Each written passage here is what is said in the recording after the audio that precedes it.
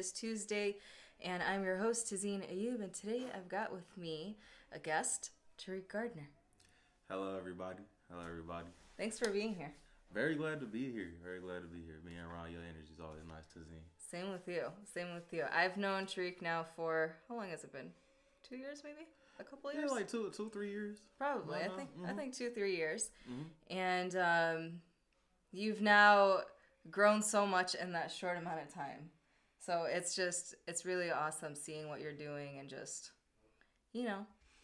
trying to be as involved as I can just by knowing what's going on. I very much appreciate that. Yeah. So today's topic is a very, very important topic, especially in the times that we're in right now. So we're talking about Black music, civil rights, and activism. And music education as a thread, basically, through all of those things. Yeah, it does. But before we even get into that, could you introduce yourself? Tell us a little bit about who you are and what's your expression. Oh, great. Let me broach this subject. So, I'm Tariq Gardner, born and raised in Highland Park, Michigan. I come from an artistic family. My brother Asukili is a wonderful visual artist. He deals in drawing, deals in lithography. Mm-hmm. My father's an artist, abstract painter, Civil Gardner. Mm-hmm. He is also doing sculptures now, which are really dope, And my mother is also a musician. She's a bassist, Marion Hayden, and I've just been really embraced and held up by the artistic community of the city as long as I can remember. You've just been raised in it completely, like not just community, but your own family members. Mm-hmm. And so, what's your artistic expression? What is it that you do? Oh, what I do is I'm a drummer. Mm-hmm. I'm a musician first, but I'm a drummer, and by trade, and I'm a composer. I lead my own groups, and I just love to play music. Yeah, I love it up. Have you been doing it since you were a kid? I'm assuming. So, tangentially, like I was around it all the time when I was little, and so insider perspective, I was like, I was like, man, I'm gonna do something different, and then later on, I'm like, I'm gonna do this, cause it's all I know. What drew you into drumming, though? Well, really, it's somebody who's watching right now. My godmama, Galen McKinney, is watching right now. Hey, I see you from Australia. Yeah, from Australia. Sending love. Welcome. So my mother runs this all-female, well, she's co-creator of an all-female jazz group called Straight Ahead, which her and Galen's the drummer, and Alina Moore, they make up the rhythm section, and so as like a baby little kid, I used to sit on Galen's lap while she would play the drums while they were rehearsing. And according to her, I didn't move. I don't know. I'm a little squirmy now. I don't know if that's still the case. But you're always moving. I mean, your videos where you're drumming, there's like a dance move going on at the same time. Well, that's amazing. That's like full circle. Yeah, isn't it? That really is. That's pretty amazing. And I'm glad to see she watching right now. When you got it, she's crying, laughing, laugh crying. When you started drumming, was there a point in your life where you decided, this is it, like this is my passion, this is what I want to pursue? Yeah, most definitely. After I kind of was like, I was off and on with it, my attention was here, there, and thither and yon and all that. I remember for a good amount of time, I was dead set on, I'm gonna be a chef. Really? A chef. Yeah, I'll cook it up in the kitchen. I was saucier, making sauces, and grilling, making What are you gonna cook for us? I need to list the dietary restrictions first, because it's a wild raid. It's just no pork and halal meat. That's pretty much it. Oh, and halal meat you can get from Eastern Market. That's it. Done. I can make some like oven fried chicken. I'll make breakfast. I make good omelets. It's what I do. I mean, it should happen. Yeah, it should happen. It should happen. I gotta get myself back into the habit and all that. Being in college has made me really lazy. Please tell me you didn't live off of ramen. No, I didn't live off of ramen. It was worse. I just spent money all the time. I was always spending money. It's just it's $10 a meal, pretty much. $30 a day. Goodness. Yes. 5 days a week. Yep, it's about $150. That's $600 just in a month. Yep. Yeah, I mean, I try to like limit it, not like all 3 meals, but yeah. you know. But like, you know, the bigger ones. Yeah, it's still excessive. I'm not gonna say it's not excessive. You know what I mean? But But so you you were into being a chef, right? Yeah, so I was into that and the drums, but mostly chef because I was a lot rounder. Used to be a lot rounder, you know. So mostly it was like I really like to eat. I was around a lot of good food. You know, my mom and my grandma was home cooking, so I was like, yeah, I can do that too. I'm around. You know, it's really been kind of absorbing what I'm around and wanting to be a part of it. Right. At the end of the day. But so really, I had I known I wanted to pursue being a drummer. Right. And my when I went to DSA, when I went to Detroit School of the Arts, I transferred there my sophomore year from UOD Jesuit, the all boys school and everything. Yeah. I went there 7th to 9th grade. I was in that band, so I had technical proficiency, could read, whatever, Then I went to DSA. And then I saw people that could actually play, and they were like, "Dude, you suck." And I was like, "Man, what?" And so the saga begins. That's heartbreaking, though. Yeah, I mean, that's the tough love. That is. At the end of the day, that was I hear a lot of stories about how people before me would when they would come up, how harsh it used to be. Yeah. The old heads. I believe it. Because, it was a different time. People were dealing with a lot of different pressures. People were dealing with racial stress and tensions at the time. Right. And just the pedagogy of music wasn't even the way it is today. Yeah. So, my band leader, John Douglas, he would tell me all the time, like, you all have way more access to knowledge than we did when we were growing up. I would, I'd ask my mentor, how do I play over this dominant 7 chord? Yeah. And he'll be like, "It don't suck." And that's it. You don't suck. That's it. I mean, I believe it. The way people led bands was very different. Ismail and I went to this jazz club in Toledo. Mm-hmm. And it was a bunch of old cats, and they were just doing I think it was a Thursday night performance or something. But in the middle of the performance, the guy who was leading, he was playing, and he turned over and he said, "You're doing it wrong." I think either his bass player or guitarist, somebody. Mm-hmm. And it's like a room full of people. Yep. At like a, one of those like jazzy, fancy jazz restaurant type places. And yeah, and I was like, dang. And he was like, he was probably in his 80s. Yeah, that's how it is. Like one of my other first teachers, George Davidson, toured with Aretha Franklin and he's got many other credits to his name. And he told me when I was coming up, I was at the Virgil Carr Center jazz camp, from 9th grade through the rest of high school. Wow. And so that was where I learned from him. And he said the embarrassment was a really big part of his growth and development. Because he said it was back in the day where, you might not necessarily have like a drum kit in your house or something like that. And you only have performance opportunities. Right. And then, there was like a real need back then to put on like a good show, good performance, right? Mm-hmm. Because people were, they was performing to live. Like James Brown, Brown said he started tap dancing to put on shows for like people at the pier because he was performing to eat. So that was what they were doing back then. So when you weren't putting on a show back in those days, you were getting in the way of people's money. You were getting in the way of people's groceries, getting their bills paid.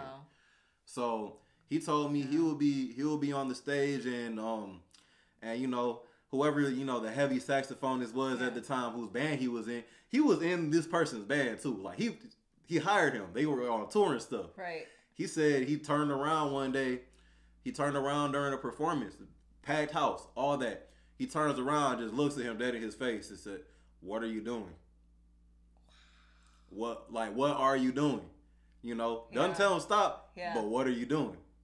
You know." And so, and it's that type of stuff that, you know,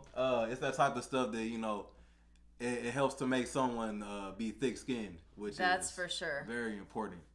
That's for sure. So, I mean, I guess that is important too, especially if you're playing in a bunch of bands. Like, people want, I know it, you know, from running rehearsals and whatnot, you want your sound to be a specific way. If it doesn't sound the way you composed it or the way you envision it, you're going to have to call people out and be like, you got to fix this. Exactly. And that's the other part too, right? Because when you have your skin toughened to the degree of when you can stand people, you know, giving you some like more emotionally charged criticism. Right. Then further down the line, you can take that away and you can look at what they're saying more objectively. Can you do a little bit less here? That's not like you suck. That's just like, can you do a little bit less here? Yeah. You know, it's stuff like that it all plays a big part into it. Because, you know, we're as musicians, you know, we're sensitive. We're artists. We are. That's what makes artists. What is it? Who said that phrase that artists are artists are broken souls trying to tie pieces together? Someone said that. I don't know. It was a quote, but it's true. Hey, it's yours now. I like it. I mean, it's not. It's not mine. It's somebody's, and I just as quoted. But we are sensitive. And you know, it's really easy to take things a certain way. Yeah. Really easy to take things a certain way. You know, and especially, you know, being musicians, even outside of artists, you know, so much of our perception is guided by our intuition and how things just kind of feel, right? Right. So someone can say one thing, but you catch a whole different edge to it, and then now you're feeling some type of way, right? Without any real stimuli, right? So that's like that's the next thing. I mean, that's something that being a musician has really will teach you. Yeah. That I feel like we could do a whole hour just on that topic. There's so much in it. But that's not today's topic. Not today. But before we get into more of the topic, could you talk a little bit about your schooling and your education in music? Well, as I said before, I started off. There's like so much. I'm gonna do like a real quick bullet point. Quick summary. Real quick. All right, so started out saying my godmama was like, whatever, she taught me whatever, and then she taught me a lot of stuff, and then I started taking drum lessons at Percussion World, the now closed Percussion World in Ferndale. It was owned by Ron Kischunk. Ferndale, you know, gentrification, all that. Yeah, it was cool, great. Anyways, go to UD, learn how to kind of read. Then I go to DSA, and where I'm part of the marching band, I'm part of the Wind Symphony, I'm part of the full orchestra, I'm part of the jazz band. Very expansive experience for me. Right. Very expansive for me in terms of like learning how to be part of a section, learning how to deal with other musicians. Because you're just, you know, when you're a band kid, you're just faced with band kids, orchestra kids, choir kids, day in, day out. And it's a lot of them. Yeah, it's a whole lot of them. And so, and you know, it's great for connects and just great to kind of understand like the idea of playing in context. And so my band director at DSA was the great Ronald Malabed. He went hard for us. He made sure that we all had scholarships to go to school because he realized that this is it's the main way that a lot of kids will be able to get to go to school. Right. So even still to this day, the wall facing the door of the band room is full of scholarships. Wow. My name's up there, names of people before me that graduated: Betty Pry, Alice White, Alan Denard, tons of people from his time in there. That's incredible. And so once again, it's very, very instrumental in very instrumental. Just having like people that know you right. and can like invest in your growth. Right, right. I remember when I first transferred there, and he put me in the Wind Symphony. That's the A band, and you know there was a lot of flack like, man, what's this new kid doing in here and all that. While you know I have good reading skills, but you know my general skills are kind of lacking. Yeah. But you know he had faith in me, and he had faith that I would learn what I needed to learn. And in the first couple 3 months, I learned all my major and minor scales. You know, it was when someone puts the ball in your court and believes in you, it really makes a difference. Yeah, it pushes you to want to succeed. You know, wow, it really pushes you. And so after DSA, I matriculated to U of M, Ann Arbor. And so that's where. So my mother's an adjunct professor there, as is the great Sean Dobbins, Detroit drummer. He's a great teacher of mine. I was taught by Michael Gould on the drums, and then and you know, wonderful staff. Benny Green was there, Robert Hurst, and you know, beautiful time at U of M. Yeah, and you just finished it recently. Yes, just graduated in December. I can't believe I forgot it. Yeah, I'll just put it out my mind. Yeah, graduated in December 2018. How was that experience? Being in an art, because it's a different city and like the university level, like I'm sure their system and their way of teaching is different too. Yeah, it's very different. You know, and it's something that I talk about a lot with of course my mom and other people in the community. Because of like how different it is to learn out of these books, right, and to learn out of the context of playing for people, right, than it is to play for people and to like learn from people that do it. You know what I mean? Like you could garner all the knowledge, but at the end of the day, it doesn't really mean that you can give an experience to somebody. Right. It doesn't necessarily mean that. So you know, but it's great for definitely what it was. You know, it's definitely made me the musician that I am today, as far as you know, having a knowledge of theory and my horizons being brought into other things musically. When you were there, you were studying jazz. Yeah, I was studying jazz studies and minored in linguistics. Yeah, it was fun. I love language and linguistics. How was that studying jazz, coming from Detroit, and then studying jazz in Ann Arbor? Do you feel like the instructors were historically accurate when they were teaching the roots of jazz and where it came from and the history of jazz and the culture? Because I think it's, you know, I hate when I see jazz bands that are just so severed. They're like completely separated from the roots of jazz, because jazz is black music. So at the end of the day, if you're going to play it, if you're going to assume that you're a part of the culture of jazz and not pay homage. Yeah, and it's like, are you truly playing jazz? That's a really good point you got, and you know, it's something that I think about a good amount too, like you know, the resources are there in the professors, right?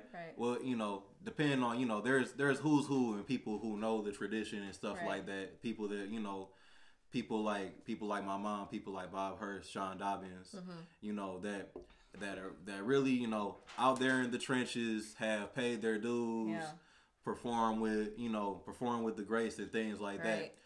But you know, they've been teaching for long enough to realize that, you know, that's not what everyone's coming for. Not everyone's coming there for the real stuff. And, you know, they're not, and, you know, what are they coming for? They don't want to give excessive information if it's just going to fall on deaf ears.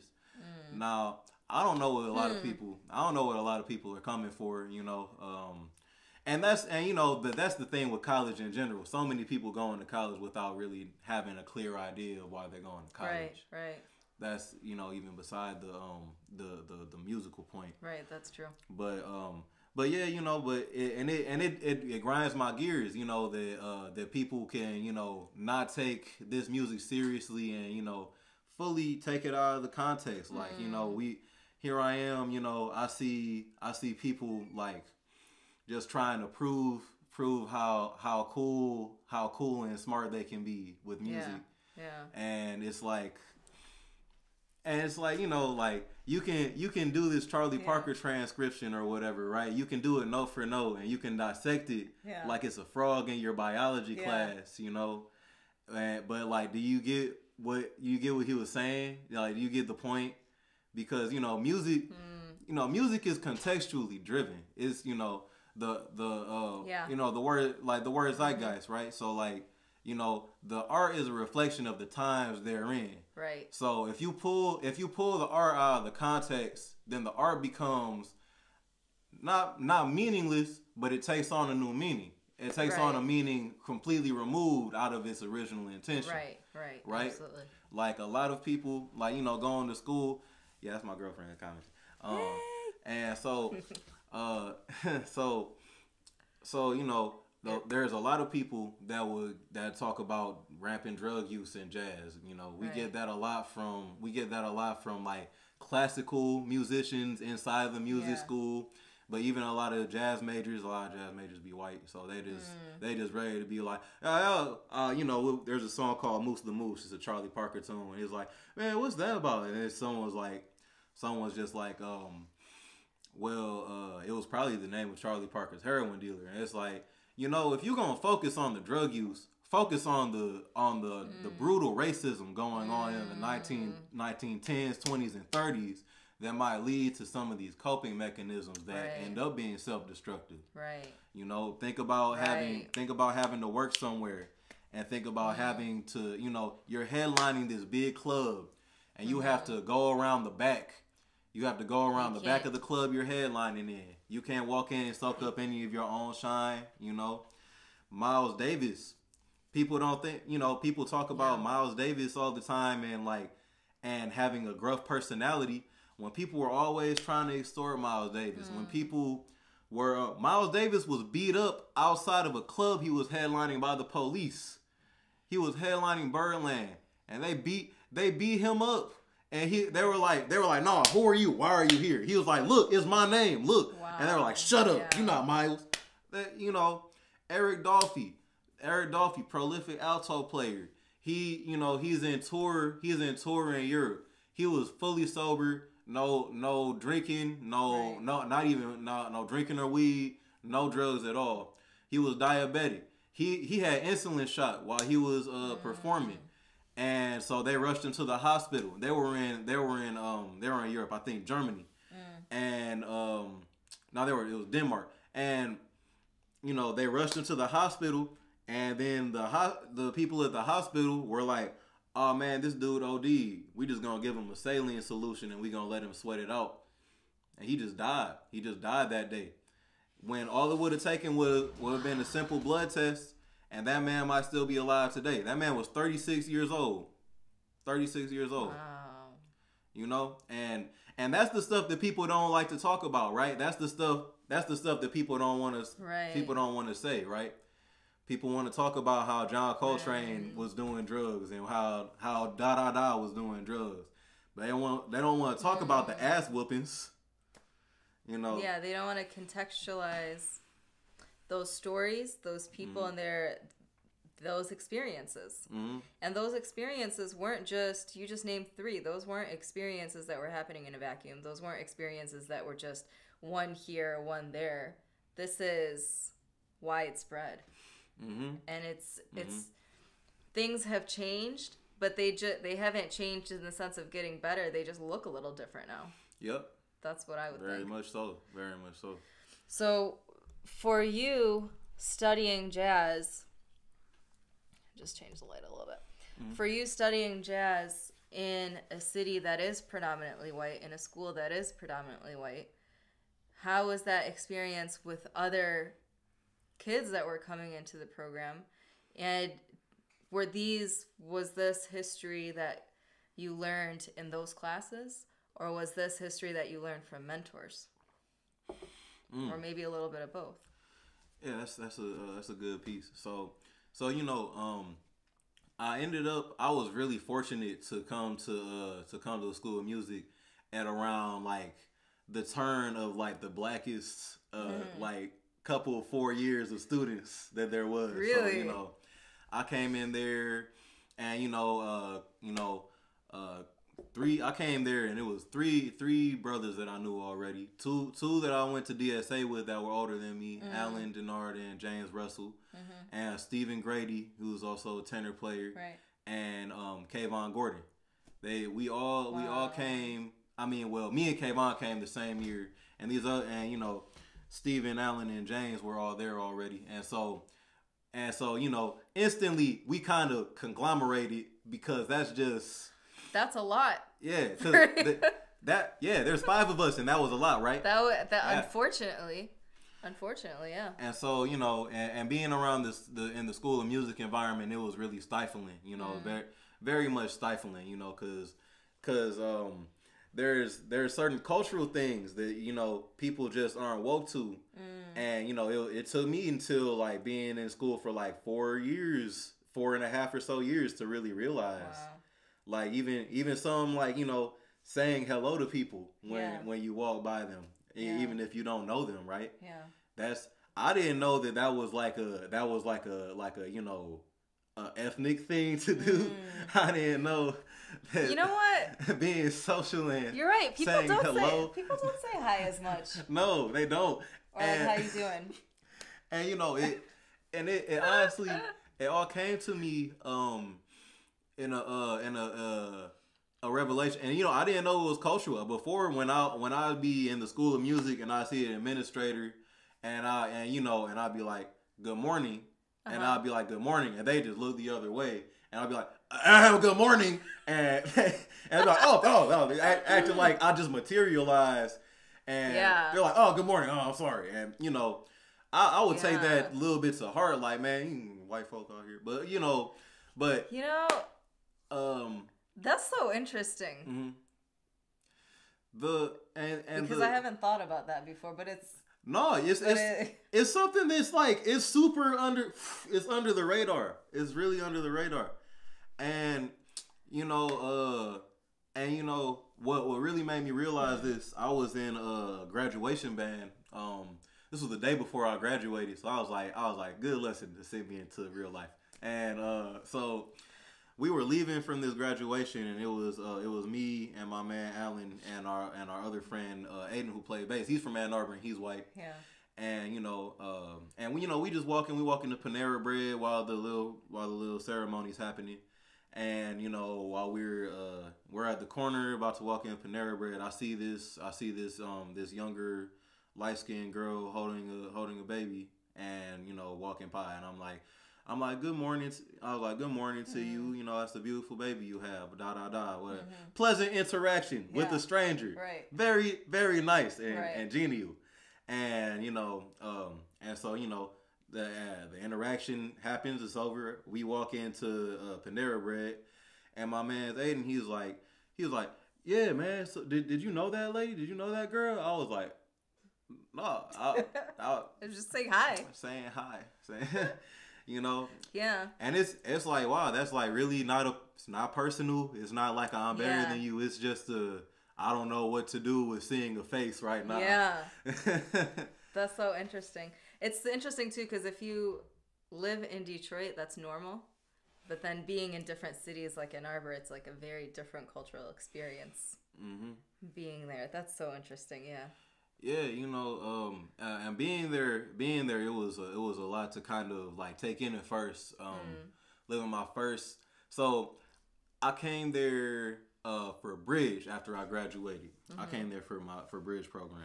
So that's like a little, you know, get you acquainted to campus, you know, and you know, it's generally kind of like for a lot of people of color that are matriculating in, so they find their communities and things of that nature. Right. And so my Bridge experience was great because it was summertime. There wasn't thousands of people. Yeah. It was, you know, it was like mostly black or whatever. I was, you know, whatever things that I need to get over, I could push that to the side because it was I'm around my folks. We're having a good time. We enjoying ourselves. Then I get into the fall and I move into Bursley Hall on North Campus, and I see there's just way too many people. Too many people. Too many people. I don't know what to do. I don't know if I should look at them. I don't know. I don't think they like me. I don't know. And and there's just all this subtle stuff that I noticed. I walk around the hall, and I'll hear some white folk like listening to like the latest hip hop or rap, right? And like making mockeries of the way that they talk and of their dialect.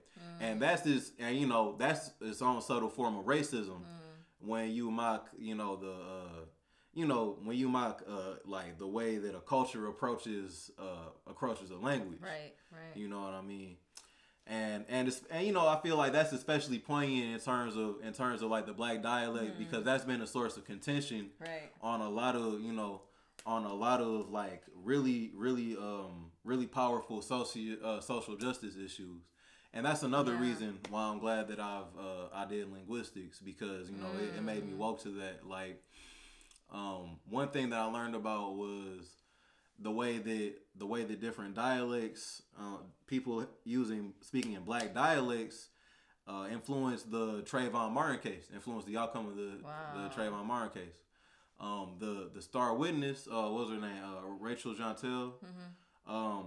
She spoke in a kind of heavy Creole black dialect, down south Creole black dialect, and so they were just making fun of her on the stand, straight up in court.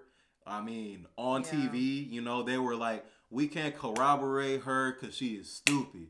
She is not, she cannot give us a statement that will, she cannot give us like any good statement that's justifiable. The court stenographer was transcribing gibberish. Wow. When you look back into, in the recordings of what she said, anybody that I think it was Rickford and Rickford who posted it. It was a father and son linguist, and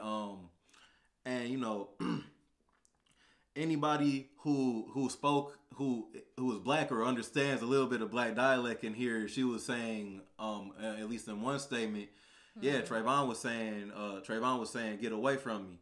Like that was the last thing I heard him say on the phone. Yeah. And here we go. This whole testimony is thrown out the window, and then which allows the prosecution to start putting Trayvon Martin on trial for a trial that's not about him. It's about George Zimmerman. Right. So it's just the way that language subtly really impacts the way that we perceive and the way that we're perceived. That's true. I mean, and it's impacting the way an entire group of people are being treated in a system. And it's a system that's not set up to equally treat all groups. Exactly. And it's interesting when we talk about language too, because you talk about dialect. We had a guest on Digging Deeper in season 2. His name is Kafani, and he's a dancer. And he's from Detroit, and then he went to Senegal and lived there and studied there for 14 years. But he talked about how a lot of things that are dialectal within what people want to call Ebonics, he talked about how a lot of those things are just African terms or African way of speaking or African dialects. And that's going to, of course, affect the way that you're going to speak other languages. Just like anybody who is an immigrant from somewhere or traveled from somewhere and you're speaking a different language, it's going to affect how you're speaking that language. And so those things have been passed down. So to insinuate that someone is stupid because of the way that they're speaking a language, instead of looking at the words that they're saying and the meaning of the words they're saying, is ridiculous. And so for all of that testimony to have been just tossed out, and that's like, that's like the biggest crime too, right? Is because that's why that system that is like, you know, the standard English is pretty, you know, it's insidious because because to them that's justifiable cause. Right. That to them that's like, oh, easily. It don't, you know, it doesn't matter what you have to say if you're not saying it in a way or in a manner that, you know, that suits me, then your testimony is out the box. You know, I heard, you know, near the same stuff about Haitian, about the dialect of Haitian Creole, right? Because and that's, you know, that's one thing I'll definitely give my time in Ann Arbor. Lots of time for me to broaden my horizons. You know, there's a lot of information there. A lot of information to be gleaned. And so you know, I forgot what this dude's name, but he gave a really great lecture last year, and it was about Haitian Creole and discrimination and the way that you know, they made French the official language of Haiti when most of the people in Haiti don't speak French. Right. And in actuality, the words, there are syllables in French that are impronounce, that there just aren't in Haitian Creole. So like, you know, and you're sending people to schools and you're having them learn a language that's not native to them. You're having them learn one that they don't use at home, one that they don't use at work. The teachers have to speak in French to their students, and they don't even know French good. So that just makes learning just that much harder. Yeah, and so they say the matriculation rate from middle school to high school is about 10% because of things like that. Wow. And 1% from high school to college, because they're setting these people up with an obvious disadvantage that they try to make to perceive justifiable. And so, you know, there have been steps made, and, you know, they're starting to write the first books in Haitian Creole now as far as damage control. Yeah. But you know, it's things like this. It's things like that is how, you know, people just get like completely cast aside and tossed down the socioeconomic ladder in the world, you know. And lose opportunities and resources. As a musician and now someone who has their degree from U of M, what are things that, are you still involved in music education? Are you still involved in, because this for you, you've gone through so many years of being educated, so many years of experiences, so many years of mentors teaching you things. So you've got this wealth of knowledge. Is that something that you're interested in passing on? Because I know when you were at U of M, and I think maybe later you were teaching, you've gone to high schools and you know, work with students. So what are some things that you see yourself doing within music education that will change the way people understand these things? Yeah, or even get people to understand these things. Well, you know, I'm glad you asked. And we'll take comments after that. So if you have any other thoughts, please type them in. I'm glad that you asked that, because, you know, there's a lot of changes to be made to the music education system, and that like, you know, the distribution of fine arts resources needs to be changed around, right? Because I'll first start off with like what I'd the things I want to do before I get to the issues. But so I've been a teaching artist for UMS since last year. So last year, the first assignment I got from them was Gerald Clayton's Piedmont Blues that came to Hill Auditorium, which was a beautiful show. I wish I could have gone. It cut to the heart of the blues. It had all the best jazz musicians, vocalists, tap dancers, whole choir brought in from Detroit. It was just a wholly beautiful time. And, you know, and that was really what got me researching a good amount of the blues and the roots of the music, right? Because there's no jazz without the blues and Negro spiritual. No jazz without the blues and Negro spiritual. Which is one of the things that I feel like has been pretty de-emphasized in the institution. And, you know, there's like a pretty obvious kind of like lack of kind of reverence for that tradition Right. that I've seen, you know, Right. from a lot of my peers. But carrying on, you know, for UMS, I did that thing just last at the later part of last year. I was doing some teaching for jazz at the Lincoln Center Orchestra.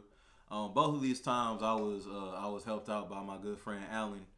We were co-teachers for these things, and it was very, very important that we got this work, because, you know, here we are as two black men, being able to go out and have our faces out here and talk to bigger bands, bigger scale orchestras in high schools and places that might not see a lot of color. You know, they're like places like Tecumseh, places like Jackson, places like Pittsfield Township, places like, you know, there are a lot of places in Michigan that don't see a lot of us. A lot of places. Man, there's a lot. And so, you know, it's good for me. And, you know, and so that. But that's got to be frustrating too. Oh, it definitely can be. It definitely can be, you know, but it's the work is worth it, you know, Right. like even when I'm getting like a little microaggression in someone, and like the lady just comes up and just touches my hair or whatever, you know, even when something like that happens, you know, when we go to teach these first and second graders about, you know, clapping on 2 and 4, and we go to teach them about, you know, what a polyrhythm is, teach them about harmony, you know, we teach them about, you know, we get to share with them something of our culture, Right. and, you know, and their eyes they haven't had any blinders yet. They're relatively unfettered by virtue of being so young. So that's, you know, that's part of what I really liked about it. But so, you know, just being able to reach out and share something of my culture to people. Then also, aside from that, my mother has been employed by the Detroit Jazz Festival to go into different schools, and so right now her thing is Bass Academy. She's been going to Bass Academy, and she's been trying to get them together a jazz string orchestra. Okay, wow. And so, you know, I've been fortunate to be able to help her with that, and so I've been able to kind of write some arrangements. I wrote a couple of full orchestra string arrangements for them. Just some light stuff for like a DPS showcase. Just some light stuff. So This guy. you know, I can't. I do some more before. Out here. I do some more first, you know. But you know, that's the fun thing. I get to write out these arrangements, and then I get to go there and I get to work with this drummer. Right. You know, and there's a drummer there, and she's got a lot of natural ability. She's really cool, right? And so this is where I get to one of my issues, right, which is, you know, the distribution of fine arts equipment, fine arts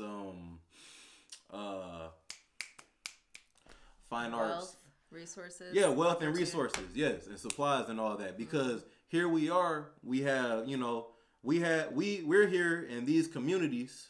Well, I'll do the other side first. So there are places with a lot of resources that have full percussion orchestra, like that goes on tours to compete in national high school competitions, and they have just sparkling new equipment. They have doubles of stuff. They have stuff they don't even use, right? Just backup. And the backups when you go to these backup. places, there's all these places, and you know, and here we are. Here we are. You look at DPS, and there's a bunch of painters without brushes. You know, there's a lot of artists without their utensils, right? Like this girl who I'm starting on the drums. She's got a lot of natural talent. She doesn't have a drum set at home. I don't know that she necessarily can get one for herself at home, right? So you know, that's one thing that's like, there's getting wind instruments for people, you know, because how can you expect someone to practice if they can't take one home, right? If they don't have a take home instrument. And then and that takes away another part of what's really great about education in the arts, right? You know, for a lot of kids, you know, when they good at their instrument, when they're doing good at that, you know, that's some of the only times that they get a positive affirmation.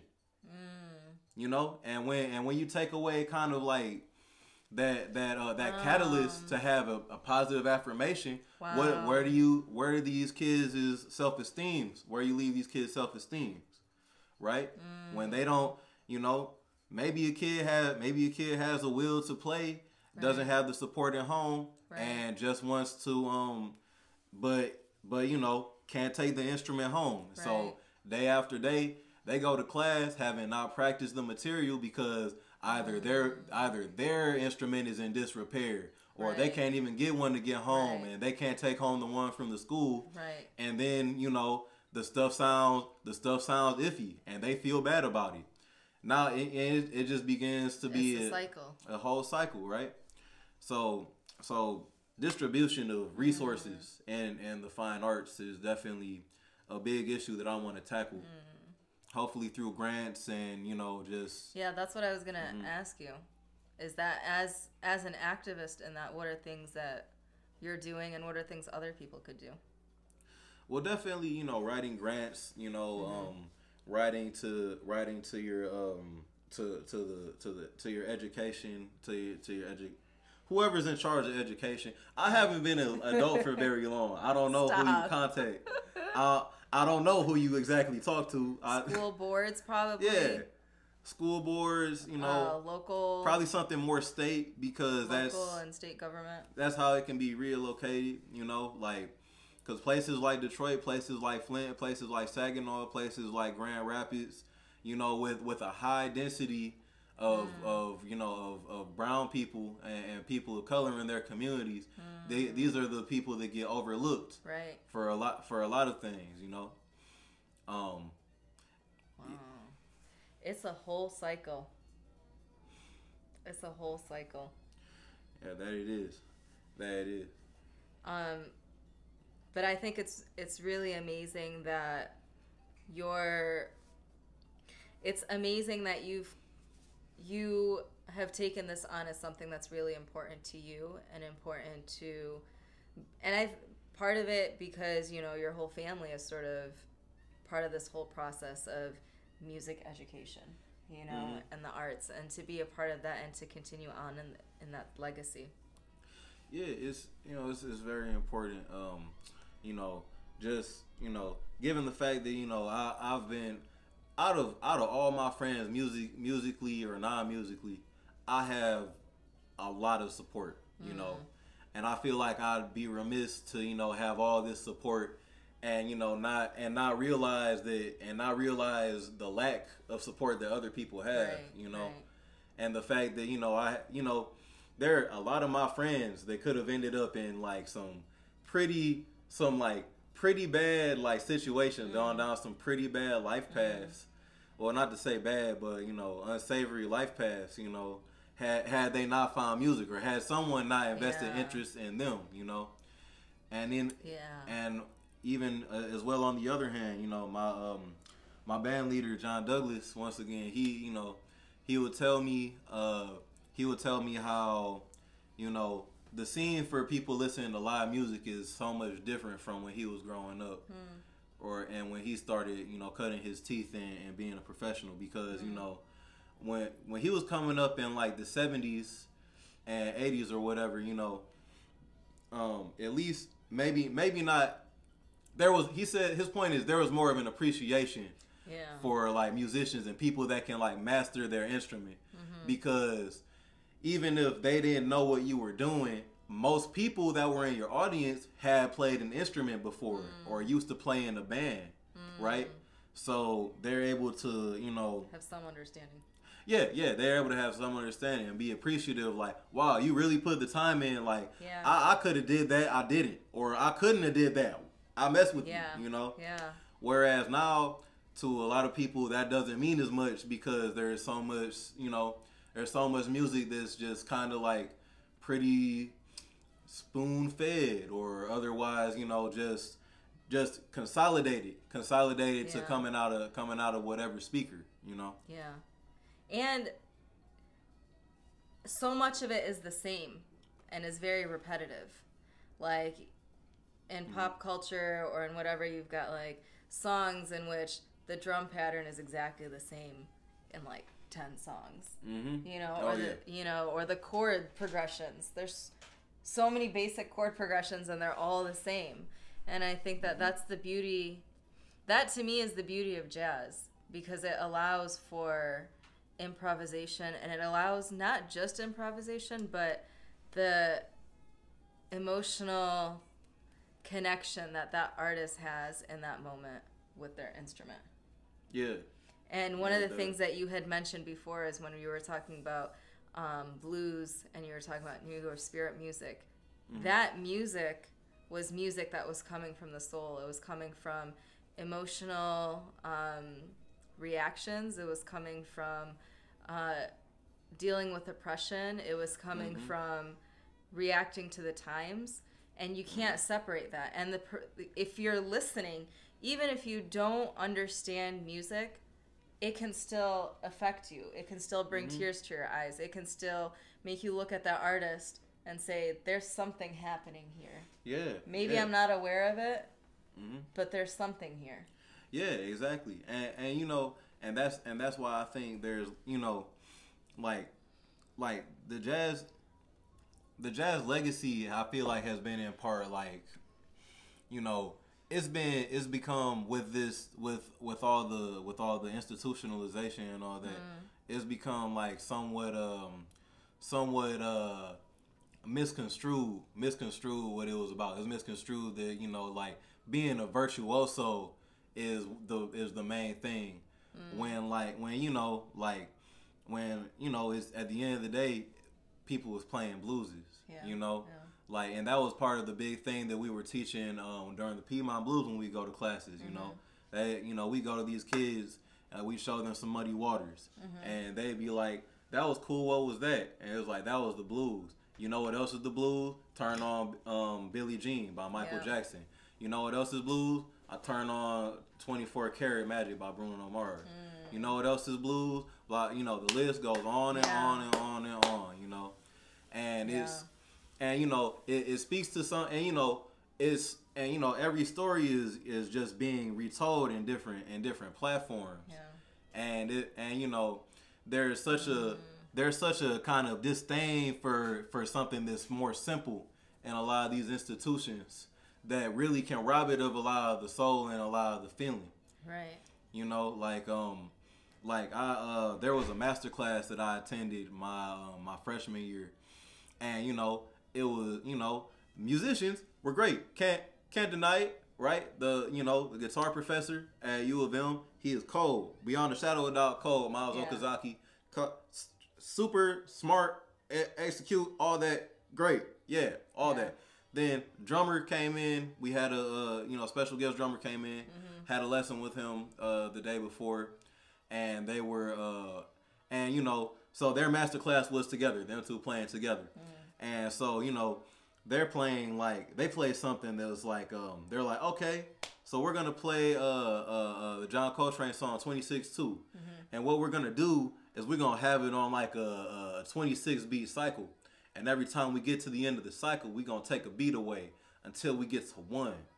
And then we're going to count back up till we get to 26 again. And it's like, they do it. I can't, I'm green to the, whatever.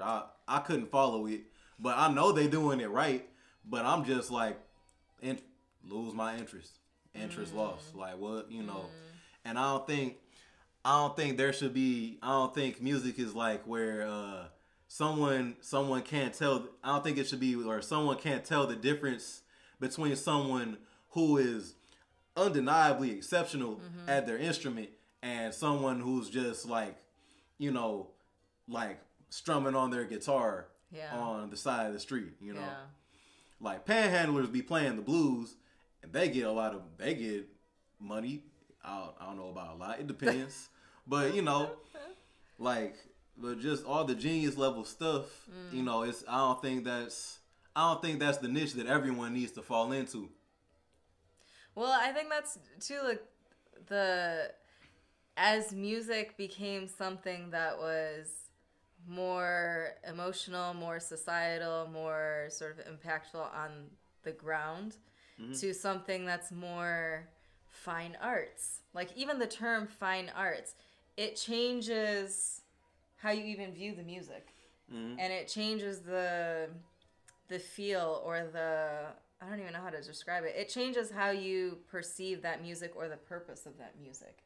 And I think that, and I'm saying this as someone who, went to grad school at U of M, and it's not to say anything about U of M, but I think just universities in general, when we study music and arts within that context, it does take away, a little bit of what the original point of that expression was. It wasn't to be educated and to be able to say, I'm able to play X, Y, and Z, and I'm able to break down this entire composition. Right. Because anyone can play a composition. Ismail and I took a master class that, those master classes online, Santana had one.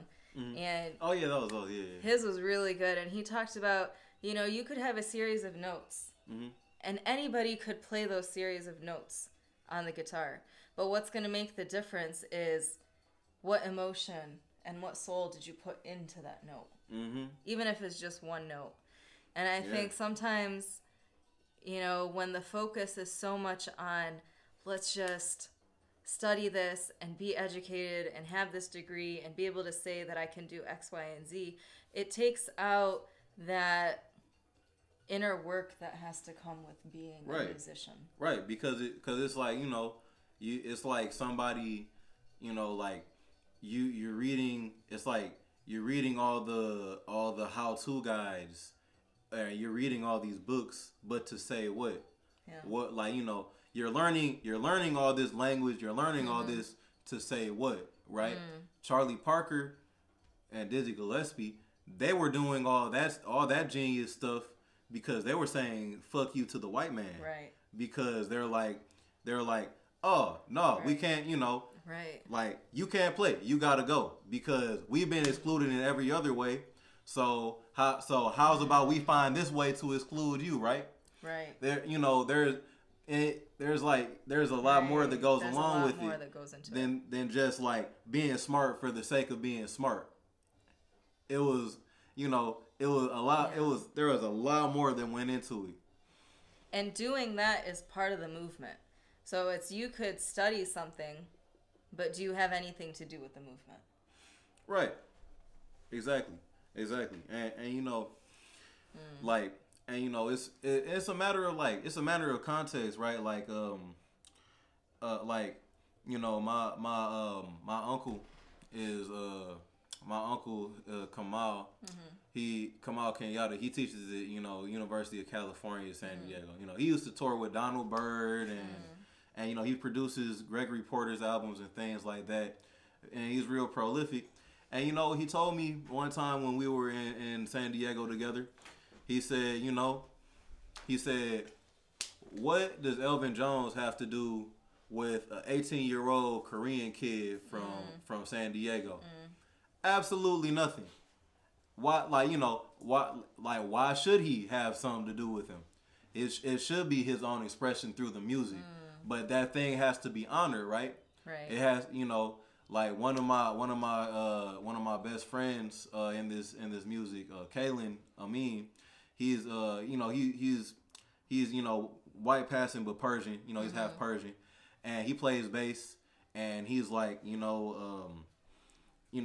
both went to jazz school together and everything, but he realizes that's not the culture he comes from, and he's like, I wouldn't feel right, I wouldn't feel right purporting myself to be some, to have stock in something that I don't truly have stock in, because that would be fake. Right. And that's great because you can acknowledge that's not where I come from. That's not what I'm trying to do. Yeah. I respect it, but there are other things out there for me that I think I could better lend my abilities to. Right. And one of them is me. So That's Yeah, that's that acknowledgement. That's so true. That acknowledgement, because I think I relate so much to that because I'm a non-black person of color in a jazz collective, right? So for me, it's thinking about what is my role within that collective. What is it that I'm bringing, and how is it that I'm honoring the legacy of this music?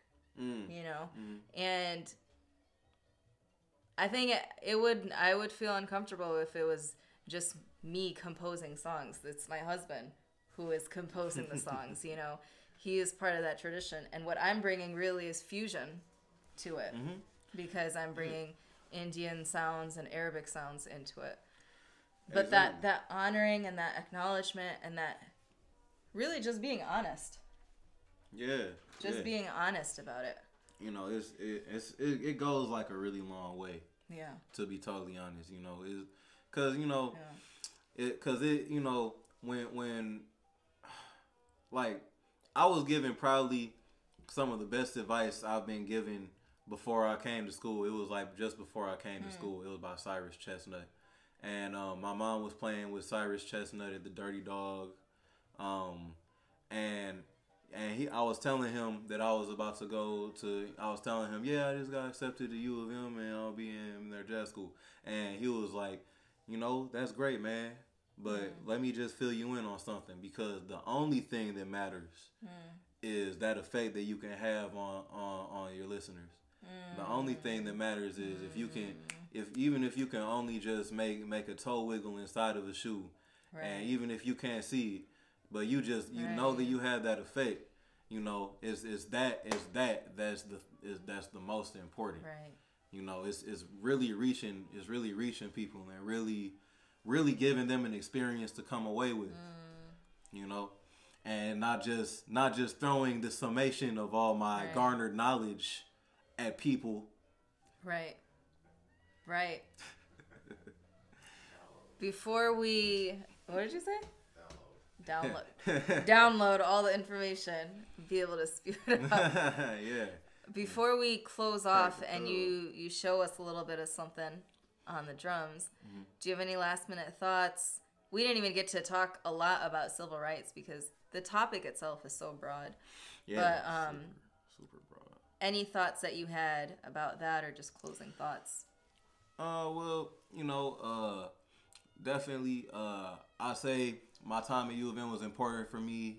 Being in like a less homogenized environment, I guess you could call it. You know, being around black people all my life and everything like that. That, you know, I have a certain comfortability, but there are certain things in the world that's like, you know, where it's mostly white folk, that I never even think I'd have to deal with it. Yeah. Like I mean, my freshman year of college, this white girl just walked up to me. She's like, yeah, what do you think about Mike Brown? Yeah. I don't know her. I don't know. She just walks up to me. She's like, hey, you have a stake in this. What tell me about? And she, you know, she didn't ask me to hear what I was thinking. She asked me so that she could spew out all this news. Right. Well, you know, he was threatening. You know, it was big and threatening, very threatening. Yeah. You know, and so as much as like situations like that, or having, you know, the police called on me by you know, a couple of times, or, you know, and even having to confront a fellow musician in the jazz school about saying the N-word around me. You know, white people saying nigga and all that. Yeah. So, you know, there are situations like in terms of like standing up for myself and acting in my self-interest. Right. That I never would have had I not gotten out of what I knew. And now coming back into the city, I have a much more renewed appreciation for the culture and you know, and all that it brings. So I like that you said acting in self-interest. Yeah. That's important. It's very... Because you're invested in yourself. Most definitely. Yeah. Most definitely. And you know, in school, you know, you meet all types of people, you know, you really meet like, you know, different, you know, all sorts, yeah, like the types of folks you're gonna meet in the world. And it's like, you know, there are people that will ring you to your last drop if you let them, because they will just do it if you just let them, you know. And it's something to be woke to, and it's something that you don't get woke to unless you're in that situation. Yeah. But really closing, you know, the amount of love that I felt, you know, in this community over my time that I've been here, I mean my whole life. It's overwhelming, you know. There are times that when I really think about it, you know, it really brings tears to my eyes to think about, you know, the wealth of people that are right here at home that I haven't had to pay no money to, that have invested in me and my growth, and in the growth of, you know, of folks my age, you know. This is, and probably taught you that which you couldn't buy anywhere. Exactly. You couldn't pay for anywhere. Don't read that in no textbook. What could you tell us, you know, a few plugs of where to find you? Yes. Where we can listen to you. Yes. You know. So I'll run this group called Evening Star. Evening Star. Tariq is translated to Evening Star and Night Angel, a lot of things. So I was like, I don't make a band that's personal. So I call it Evening Star, and so we have a few configurations. I have a configuration with full quintet, and I have a trio configuration, and the trio's got a couple things coming up. So next Saturday, not this Saturday, but Saturday the 30th, we'll be playing the Bronze Elegance pre-show at U of M in the IM building. That's at 6, and then we'll also be playing at the DIA in Kresge Court on April 12th. I just write that down. Did you put that in your schedule? So we'll be there 5:30 to 6:30, and you know, come holler at us. You could come holler at me at my Instagram. Also, I have a couple videos of my group and me playing by myself, and so that's afro.nautic, like an afronaut. Yeah. So that's. I love those videos. Oh, thank you. I love them a lot. Every time they come up on my feed, I'm like, oh, what's he up to? What's this new sound that he's got going on? Sorry we didn't take too many comments. Great show, y'all. Love you, Tariq. See you when I get back. Galen. And and I'm also playing at the Blue Llama New Jazz Club in Ann Arbor. Playing at the Blue Llama with the Marion Hayden Quintet next Friday, March 29th. That 7 to 10 or something like that. Powerhouses, Marion Hayden, Vincent Chandler. My boy Jeff Trent's about to be on saxophone. Is gonna go up. So please. That's what's up. Well, with that, we're about to move to the music room, and Tariq's gonna show us some stuff. So we'll be right back in like 2 minutes. Here we go.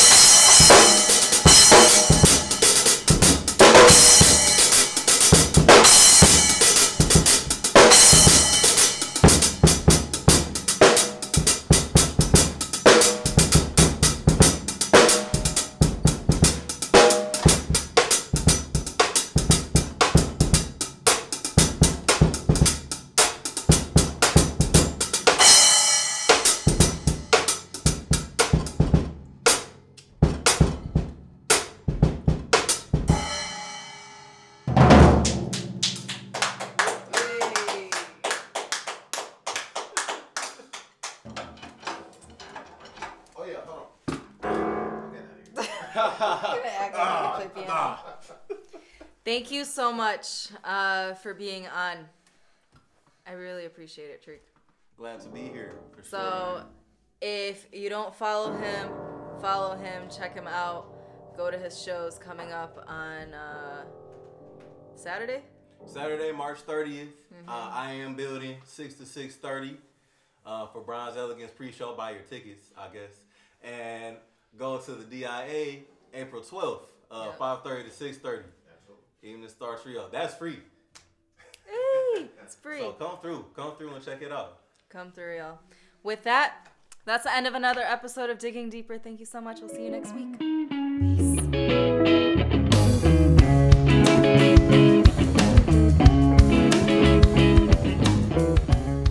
And that's the most important thing too.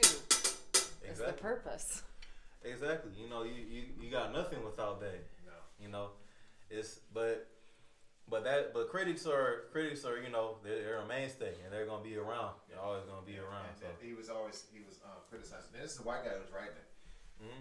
He's like, critics are mostly white, and they don't get the historical context of the music. Mm-hmm. So they judge it from a very classical approach, rather than the historical context of it. Well, ironically, it's ethnocentric.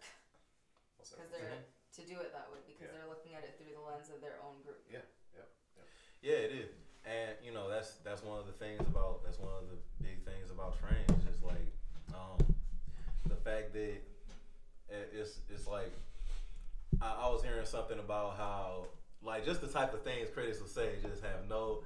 One of them was like, yeah, well, you know, I debate the validity of what John Coltrane played on Giant Steps because on alternate takes he played the same solo. It's like, man, are you? That's classical music then. At that point, y'all play. Yeah, that's classical. And could you do it? Yeah. You know, could you do it? And that's why, there are people like my man Steve who, you know, I didn't get it when he did it, but when I first, my freshman year, I come see him at a practice room and I see him practicing or whatever. And then, and I'll be like, I'll knock, I'll be like, what's up, man? And then he just come out the practice room. I'm like, no, I don't want to interrupt you or nothing. He's like, no, it's cool, man, let's walk. And then we just walk down the hallway and we hear these classical people like practicing their stuff, these etudes that are just written out or whatever. And here we go, Steven he'd go behind their door and he would just start like looking at them through the mirror and playing what they were playing by ear. All this stuff they were reading really hard. He just play it by ear because you're not better than me. You suck. You suck. You're a robot. You're trained to be a robot. Anyway. Oh God. All right. That's okay. a journal entry right there. Oh no, I'll never forget it.